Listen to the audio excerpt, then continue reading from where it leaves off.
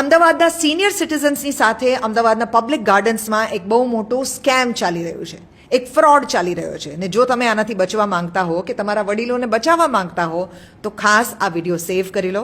યહ દેવકી કે સાથ જનહિત મેં જારી. અમદાવાદ જ નહીં, ગુજરાતના પણ અલગ અલગ શહેરોની અંદર જો આ થતું હોય તો મને ખબર નથી, થતું હોય તો કોમેન્ટ સેક્શનની અંદર ખાસ નીચે લખજો. અમદાવાદના એક પાર્કમાં એક સિનિયર સિટીઝન રોજ સવારના ચાલવા જાય, રોજ સવારના લાફિંગ ક્લબમાં પાર્ટિસિપેટ કરે, પોતાના સિનિયર સિટીઝન ફ્રેન્ડ્સની સાથે બાંકડા પર બેસે, બહાર નાસ્તો કરે અને પછી ઘરે પાછા આવે. ચાલવામાં એમને થોડી તકલીફ એટલે ઘૂંટણમાં દુખાવો રહ્યા કરે. એક માણસ એમની સાથે બેસવા માટે આવ્યો, એમની સાથે ઘણી બધી વાતો કરીને કીધું કે તમારો ઘૂંટણનો દુખાવો જે છે એ હું તમને મટાડી દઈ શકું એમ છું, કોઈ પણ ઓપરેશન વગર. એટલે આ સિનિયર સિટીઝને એ માણસને પોતાના ઘરે બોલાવ્યો. એ માણસે કીધું કે હું થોડી સોય લઈને આવીશ અને તમારા ઘૂંટણમાંથી અલગ અલગ વસ્તુઓ જે છે એક્સ્ટ્રેક્ટ કરી લઈશ કે જે તમને પેન આપે છે. આ માણસ ઘરે આવ્યો, એક સોય લઈને આવેલો. એમણે ગોઠણની અંદર અલગ અલગ જગ્યાએ સોય લગાડતા પહેલાં કીધું કે એક શોટ જો મારે લગાડવો પડે તો એના 6,000 રૂપિયા થશે.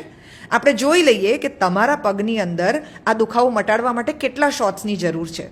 એ માણસે 20 અલગ અલગ વાર વડીલના પગમાં સોય પ્રિક કરી અને કંઈ પરું જેવું કાઢ્યું અને કીધું કે એક શોટના 6,000 રૂપિયા હતા, એટલે હવે તમારે મને 1,20,000 રૂપિયા આપવાના થાય અને તમારો પગ બિલકુલ સાજો થઈ જશે એક અઠવાડિયામાં.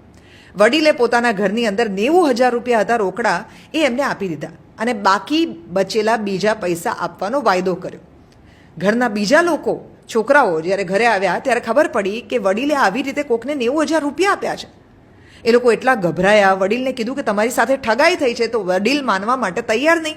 એ કે ના, એ માણસને મારે બાકીના રૂપિયા આપવાના છે, તો એ બાકીના 40,000 રૂપિયા પણ હું એને બોલાવીને આપીશ. એટલે છોકરાઓએ કીધું તમે ફોન કરો, એનો ફોન જ નહીં લાગે. અને થયું એવું જ. એ માણસ ત્યારથી જે ગાયબ હતો, આ અમદાવાદી વડીલે જઈને FIR પણ લખાવી છે, પણ પોલીસ આમાં આ માણસને કેવી રીતે પકડશે જ્યારે વિલિંગલી એને ઘરે ઇન્વાઇટ કરવામાં આવેલો, એના વિશે અત્યારે અસમંજસ છે.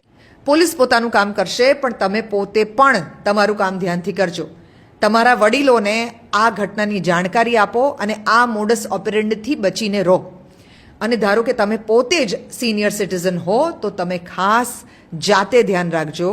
આવા કોઈ પણ લોકો તમને ભોળવે એમાં મૂર્ખ બનશો નહીં.